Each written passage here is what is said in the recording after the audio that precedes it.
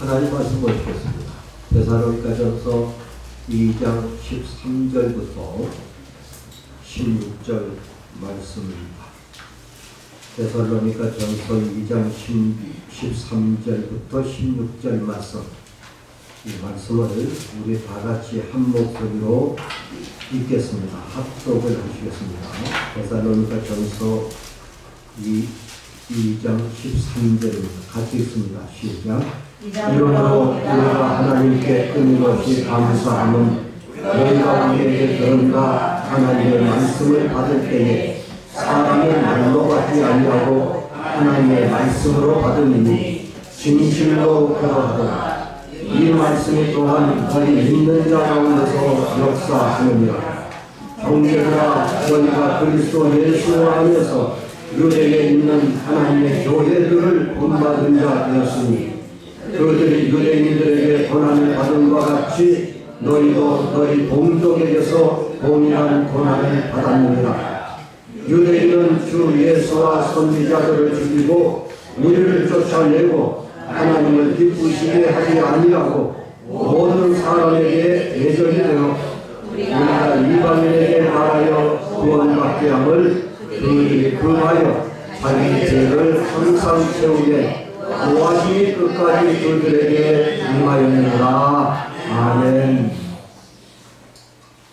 오늘은 종교개혁 기념주일입니다. 502주년이 되는 날입니다. 1517년 10월 31일 날 마틴 루터가 독일의 비텐베르크 성당 문에다가 95개의 반박 문을 게시한 후에 오늘에 이르렀습니다. 루터의 95개 조항을 우리가 다 알 수는 없고 알 필요도 없습니다. 95개 조항을 아우르는 5대 강령이 있는데요. 첫째는 오직 성령, 둘째는 오직 그리스도, 셋째는 오직 은혜, 넷째는 오직 믿음, 다섯 번째는 오직 하나님께 영광입니다. 이 5가지의 강령이 우리 종교 개혁자들의 강령이 되었고 개신교회, 개혁교회의 강령이다. 이렇게 아시면 될 것 같습니다. 이 가운데 오직 성경이 맨 앞에 나옵니다. 이건 뭘 가리키느냐면 5대 강령뿐만이 아니라 전체 개신교회의 방향을 오직 성경이 가리키고 있다 하는 것을 보여줍니다. 종교개혁자들은 성경을 그리스도인의 유일하고 최종적인 권위로 삼았던 거죠. 그래서 그 어떤 권위도 성경에 의해서 판단되어야 된다는 것을 강조했던 겁니다. 그렇지만 그때 당시나 지금이나 천주교 부교에서는 성경 위에 로마 교황이 있다고 그렇게 가르칩니다. 그래서 교황이 성경을 판단하고 재단한다. 그러나 개혁자들은 오직 성경이 어떤 전통이나 권위보다도 앞서며 하나님의 말씀에 의해서 판단되어야 된다는 것을 가르쳤죠. 오늘 우리가 본문 말씀, 특히 데살로니가전서 2장 13절 말씀을 본문으로 삼고 하나님의 말씀으로라고 하는 제목으로 말씀을 나누고자 합니다. 13절 말씀을 우리 같이 한번 다시 합독하시겠습니다. 13절만 읽겠습니다. 이러므로 우리가 하나님께 끊임없이 감사하는 너희가 우리에게 들은 바 하나님의 말씀을 받을 때에 사람의 말로 받지 아니하고 하나님의 말씀으로 받으니 진실로 그러하도다. 이 말씀이 또한 너희 믿는 자 가운데서 역사하느니라. 아멘. 데살로니가 교회는 원래 바울이 복음을 전하기 전에는 예수 믿는 사람이 없었습니다. 주 50년경에 바울이 제2차 전도 여행을 다니던 길에 데살로니가에 들려서 복음을 전합니다. 거기에서 야손과 아리스타고 그리고 세군도 같은 유대인들이 예수를 영접하고 믿게 되죠. 야손의 집에서 예배를 시작하게 됐습니다. 마치 우리 교회가 1983년 9월 11일 날 오사환 집사님 댁에서 시작이 된 것처럼 야손의 집에서 데살로니가 교회가 시작이 된 것이죠. 굉장히 중요한 의미가 있는 겁니다. 데살로니가의 복음이 전파되자 유대인들의 박해가 시작이 됐습니다. 바울은 유대인 선교를 일단 보류하고 이방인들에게 전폭적으로 복음을 전하게 되지요. 그렇게 하면은 유대인들의 박해가 좀 잦아들거니 이렇게 생각을 했습니다만은 교회에 많은 사람들이 몰려오고 이방인들이 교회에 등록을 하게 되자 유대인의 박해는 더욱더 극심해져 갔습니다. 그래서 바울이 급기야 석주 만에 복음을 전한 지 석주 만에 데살로니가를 떠나야 했습니다. 데살로니가를 떠나서 베레와 아덴 그리고 고린도까지 가게 되죠. 그렇게 멀리 떠난 바울은 항상 마음에 데살로니가 교회가 걱정이 됐습니다. 야손의 집에서 아직도 예배를 드리고 있는지, 석주 동안만 내가 목회를 했었을 따름인데 그들이 제대로 말씀을 나누고 있는지, 예배는 드리고 있는지 걱정의 대상 같았습니다. 그래서 바울은 사랑하는 제자 디모데를 데살로니가에 파송하지요. 디모데가 데살로니가에 거기를 다녀와서 했던 보고는 정말로 바울로 하여금 감사할 수밖에 없는 이야기들이었습니다. 한마디로 말을 해서 신앙생활을 잘 하고 있다는 겁니다. 구원의 증표가 있다는 거죠. 바울은 너무너무 감사했습니다. 교회를 개척한 지 석주 만에 그곳을 떠났다 하니까 한 달도 채 되지 못해서 초신자들만 모아놓고 떠나왔는데, 그런데 그들이 복음을 스스로 전하면서 말씀을 나누고 예배를 드리고 구원을 지켜나가고 하는 것을 보고서 바울은 너무너무 감사했던 겁니다. 그래서 오늘 본문 13절 말씀 보면 바울은 우리가 하나님께 끊임없이 감사한다 이런 표현을 하고 있는 거죠. 여기서 우리라고 하는 말은 바울과 실와로 그리고 디모데를 가리킵니다. 우리가 끊임없이 하나님께 감사한다. 그 이유는 하나님의 말씀을 받을 때에 사람의 말로 받지 아니하고 하나님의 말씀으로 받은 것 때문이다 하는 겁니다. 여러분, 이 말씀이 굉장히 중요한 말씀입니다. 하나님의 말씀을 받을 때에 사람의 말로 받지 아니하고 하나님의 말씀으로 받습니다. 이것 때문에 끊임없이 감사한다는 거예요. 하나님의 말씀을 받을 때에 이 말, 하나님의 말씀은 사도들의 설교를 가리킵니다. 물론 그때 당시에도 성경이 있었죠. 구약 성경이 있었습니다. 헬라어로 번역되어 있는 70인경이라고 하는 구약 성경이 있었지만은 이미 정경화된 구약 성경을 가리킨 게 아니고 하나님의 말씀을 받을 때에 라고 하는 이 하나님의 말씀은 사도들의 설교를 가리킵니다. 사도들의 설교를 받을 때에 사람의 말로 받지 않냐고 하나님의 말씀을 받았다 하는 거죠. 물론 그때 당시 데살로니가에는 사도들의 설교를 하나님의 말씀으로 받지 아니하고 인간의 말로 받았던 이들이 있었습니다. 그들은 유대인들이었고 적대자들이었다고 그렇게 볼 수가 있겠죠. 그럼에도 불구하고 데살로니가 교회 교인들은 설교를 인간의 말로 받지 아니하고 하나님의 말씀으로 받았다는 겁니다. 이게 바울로 하여금 큰 힘이 되었을 뿐만이 아니라 용기를 내고 끝까지 복음 사역을 전할 수 있었던, 복음 사역에 매진할 수 있었던 그러한 힘이 되었다 하는 것을 바울은 고백하고 있습니다. 여러분, 종교 개혁자들에게 있어서 하나님의 말씀은 두 가지였습니다. 하나는 기록된 말씀, 성경과 두 번째는 선포된 말씀, 설교였습니다. 그때 당시 열광주의자들은 말씀과 성례전이 없어도 성령께서 역사한다고 믿었습니다. 지금도 이런 분들이 아마 있을 겁니다. 산에 가서 기도만 하면 되지, 이런 식의 논리입니다. 그러나 마틴부터는 말씀과 성례전이 아니고서는 성령께서 역사하지 않는다고 가르쳤습니다. 물론 여기서 말하는 말씀은 설교를 가리킵니다. 하나님의 말씀, 선포하는 하나님의 말씀과 그리고 성찬식, 성례전이 아니고서는 성령께서 임하지 않으신다. 이렇게 루터가 가르쳤던 거죠. 다시 말하면 설교와 그리고 성경은 동등하게 취급했었던 겁니다. 여러분, 성경은 하나님의 성령에 의해서 기록된 말씀이죠. 이 말씀을 선포할 때 성령께서 임하신다는 것은 곧바로 루터의 머릿속에는 기록된 하나님의 말씀과 선포된 하나님의 말씀의 권위가 동등하다는 것을 입증해주고 있다 하겠습니다. 그러면 칼빈은 어떻게 가르쳤을까요? 칼빈은 선포된 말씀과 기록된 말씀에서 말씀하시는 분은 하나님이시라고 그렇게 가르쳤습니다. 선포된 말씀, 설교를 통해서 선포된 그 말씀, 그 말을 하시는 분은 곧 하나님이시고 기록된 말씀에서 말씀하시는 분도 역시 하나님이시라고 칼빈도 루터와 동일한 입장에서 말씀하고 가르쳤던 거죠. 설교는 하나님의 말씀입니다.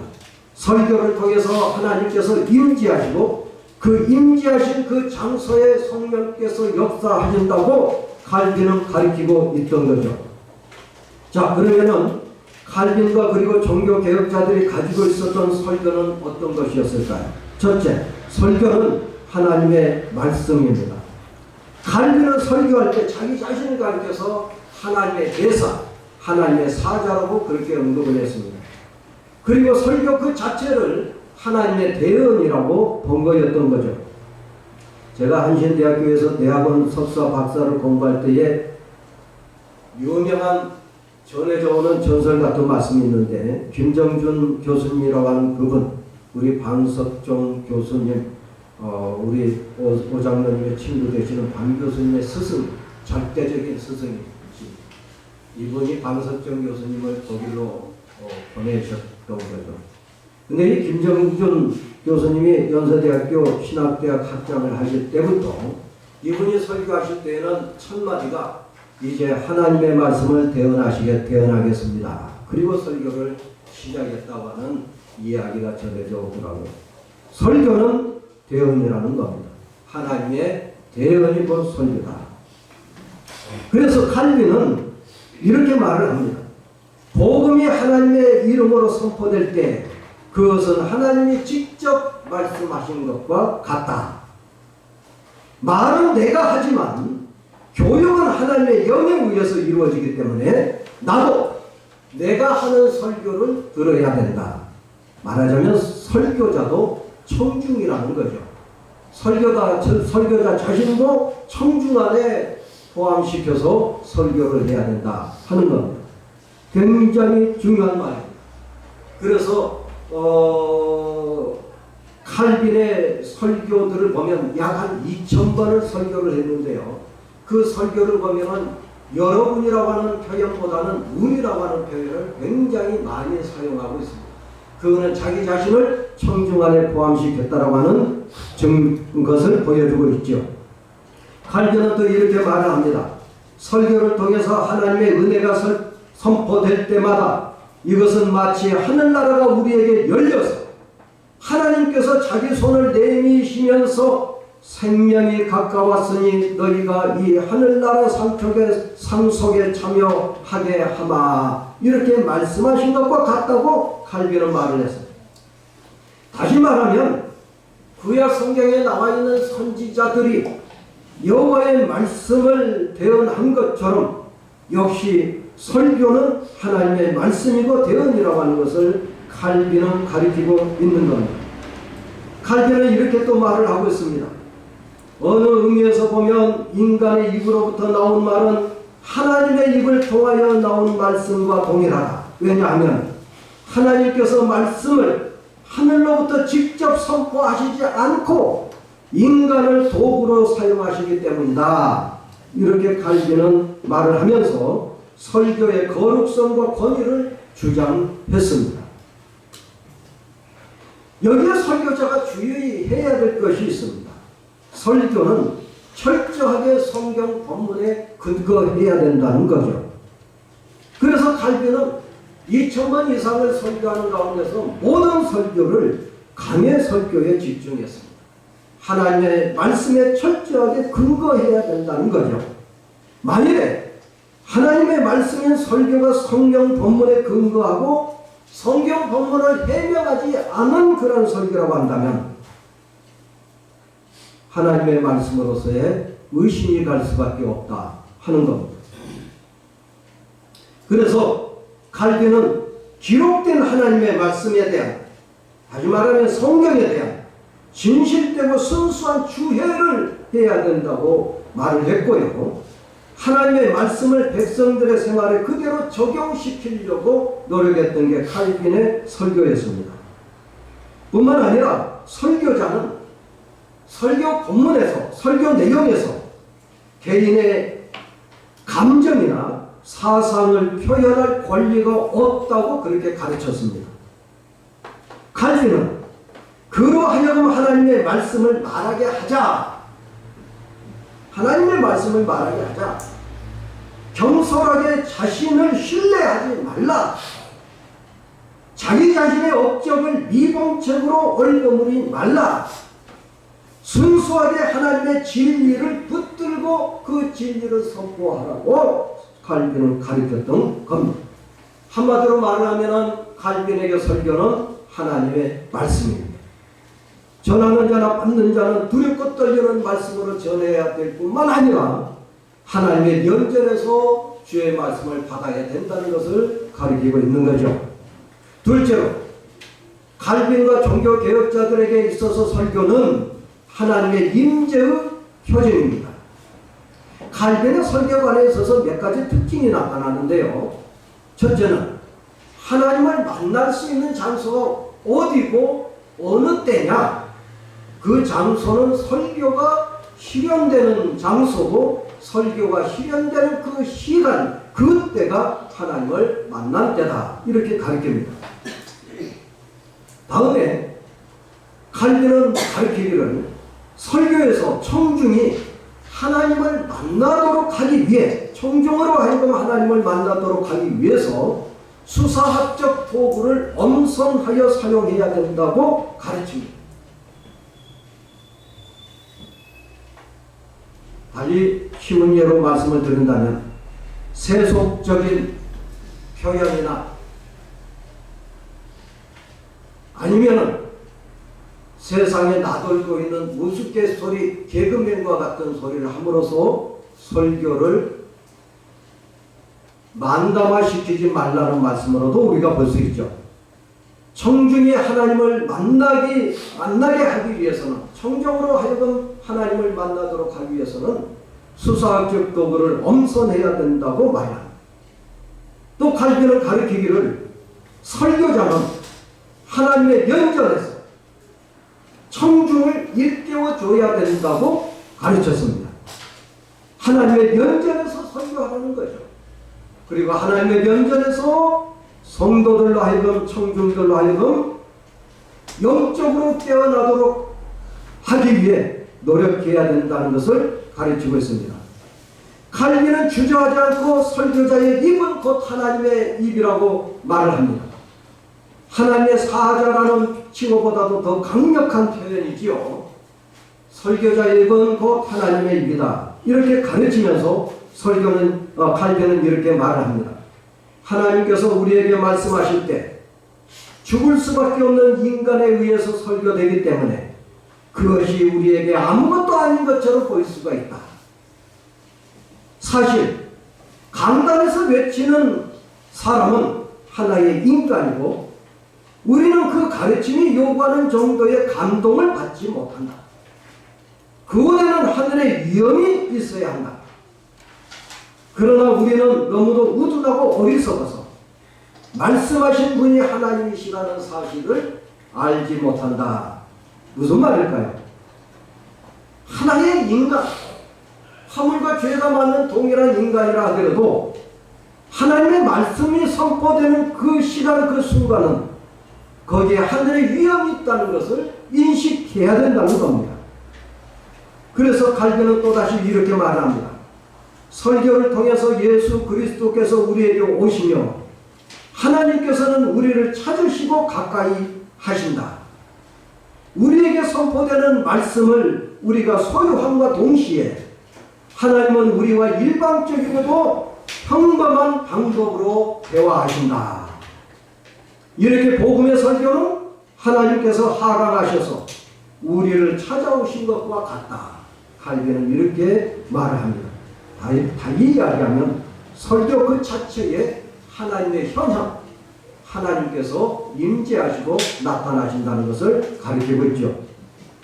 세 번째로 종교개혁자들과 칼빈에게 있어서 설교는 그리스도의 통치 수단이라는 것을 분명히 가리키고 있습니다. 칼빈에게 있어서 설교는 무엇보다도 하나님의 통치 수단입니다. 하나님께서는 이 세상을 다스리고 계시는데 무엇을 통해서 다스리시는가? 하나님은 개인의 심령과 교회와 가정과 국가를 다스리시는데 뭘 통해서 다스리시는가? 바로 설교를 통해서 다스리고 있다고 그렇게 칼빈은 말을 합니다. 설교자가 누구든지 설교할 때는 비록 그가 우리와 동일하게 보인다 하더라도 그가 비록 대단한 실력을 갖추지 아니하고 존경을 받지 못한다 하더라도 그리스도께서 그 설교 가운데 계신다는 것을 알아야 한다고 바로 칼빈은 말합니다. 굉장히 참으로 두렵고 무서운 말씀입니다.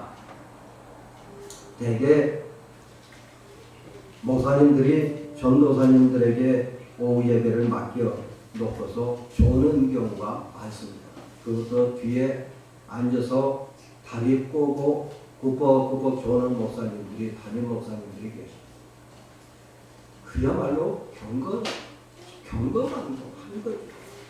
내가 너 설교 듣겠냐? 비록 학생 전도사님이 복음을 전하고 설교한다 하더라도 아멘 아멘 아멘 하면서 말씀을 받아야 되는 것입니다.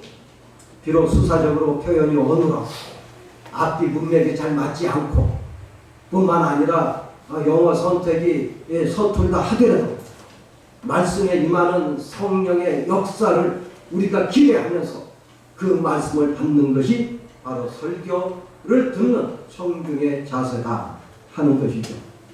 학교에서 저도 가르칠 때마다 그 예를 종종 듭니다. 여러분들이 설교단에 올라갈 때 담임 목사님께서 졸거나 설교 끝나고 나서 비평할 수가 있다. 비평은 선배가 후배를 가르치는 수단일 수 있지만 설교 중에 하나님의 말씀을 집중하지 않는 것은 담임 목사로서의 자격이 의심될 수밖에 없는 거다. 그런 이야기들을 종종 합니다. 하여튼 하나님은 당신의 나라를 통치하고 다스리시는데 설교를 통해서 다스리신다는 것을 칼빈은 그야말로 강조하면서 가르쳤습니다. 그래서 설교자는 단순하게 설교해야 된다고 말을 합니다. 청중들의 이해에 부응하도록 하기 위해서 예를 든다면 유치원 아이들에게 있어서는 유치부 아이들에게 맞는 용어와 액션을 통해서 말씀을 전해야 된다는 것이죠. 그게 중요하다는 겁니다. 애매모호하도록 전하지 말라는 거죠. 하나님의 말씀을 분명하고 명쾌하게 전해야 된다는 것을 단순하게라고 하는 말로 표현합니다. 그리고 칼빈은 간결하게 복음을 전해야 된다고 말합니다. 간결하게. 세 번째로 칼빈은 용기 있게 복음을 전해야 된다고 말합니다. 처음 목사 안수를 받고 전도사한테 설교하려다 보면은 그야말로 그냥 떨리지요. 떨릴 수밖에 없습니다. 부모 같으신 장로님들이 앉아 계시지 담임 목사님, 호랑이 같은 담임 목사님은 또 버티고 앉아 계시지 어떻게 설교합니까? 그런데 칼빈은 용기 있게 설교하고 왜 그럴까요? 하나님의 말씀을 배우는 청중이 누가 됐든지가 하나님의 말씀을 전하는 입장에서는 용감하게 전하지 아니하면 하나님의 말씀이 훼손된다는 거죠. 내가 자신이 있기 때문에 내가 인격자로 출중하기 때문에가 아니고 전하는 내용이 하나님의 말씀이기 때문에 용감하게 전해야 된다고 칼빈은 가르칩니다. 네 번째로 종교 개혁자들과 칼빈은 설교는 은혜의 수단이라고 하는 것을 언급합니다. 그렇죠? 우리가 설교를 통해서 은혜를 받지요. 설교를 통해서 위로를 받습니다. 설교를 통해서 그리고 용감하게 세상에 나가서 복음을 전해야 되겠다고 하는 다짐을 하게 되죠. 칼빈은 이렇게 말을 합니다. 하나님께서 증거자의 입을 통하여 용서를 베푸실 때에 하나님은 그 용서를 베푸실 것이다. 설교자가 용서하면 하나님께서 용서하신다 하는 말을 칼빈이 담대하게 이런 말을 하고 있습니다. 비록 하나님의 말씀이 연약한 인간에 의해서 나왔다 할지라도 하나님의 말씀은 항상 그의 명령과 약속을 이행하는 전등한 힘을 가지고 있다고 칼빈은 가르칩니다. 뿐만 아니라 설교는 하나님의 축복의 수단이라고 하는 것까지 칼빈은 말을 합니다. 그분의 말씀을 통해서 은혜를 베푸시고 말씀을 통해서 축복하신다는 거죠. 칼빈은 이렇게 말을 합니다. 그리스도는 말씀 전파자를 통하여 인간의 마음을 비추고 그들의 정신을 새롭게 하며 즉시 그들을 온전히 거듭나게 하신다. 설교를 통해서 거듭나게 하신다는 겁니다. 또 칼빈은 이렇게 말합니다. 복음은 단지 들려주기 위해서 전파되는 것이 아니라 영생의 씨앗을 뿌리는 것이다. 귀를 즐겁게 하기 위해서 설교하는 것이 아니라 생명의 씨앗을 뿌리는 것이라고 칼빈은 가르치고 있는 거죠. 다섯 번째로 종교개혁자들과 칼빈은 이렇게 말을 합니다. 설교는 양면적인 효력을 지니고 있다. 이 양면적인 효력이 무슨 말일까요? 설교를 아멘하고 하나님의 말씀으로 받은 자들에게 있어서는 은혜와 축복의 수단이 되지만 하나님의 말씀을 거부하고 받지 아니하는 자들에게 있어서는 심판의 수단이 된다는 것을 칼빈은 가르칩니다. 그래서 양면적인 효력이 있다고 말을 하는 거죠. 칼빈을 비난하고 비판하는 자들이 그때 당시도 많았습니다. 굉장히 많았습니다. 제네바시 목사, 그건 이제 신권 정치니까요. 정치 자체가 신권이기 때문에 시 목사로 부임을 합니다. 4년 만에 쫓겨나죠. 칼빈이. 왜 그랬을까요? 너무 단호하게, 너무라고 하는 말은 제 표현입니다만 단호하게 개혁을 추진하다 보니까 감당을 못하는 거예요. 그래서 쫓겨나. 1년 후에 다시 제네바시 의원들이 가서 무릎을 꿇고 칼빈을 초대를 합니다. 초빙을 합니다. 당신이 아니고서는 우리 제네바시가 제대로 굴러갈 수 없다. 너무 범죄가 심하다. 칼빈이 다시 제네바시에 다시 부임을 합니다. 자, 부임을 하는데요. 굉장히 칼빈을 미워하고 적대적인 그런 세력이 많아. 칼빈은 굉장히 칼 같은 사람이거든요. 칼빈에게 있어서는 그야말로 칼이었습니다. 모든 것을. 심지어 칼빈을 비판하는 이들은 칼빈이 자기 적대자, 대항자를 화형시켰다라고 하는 말까지 합니다.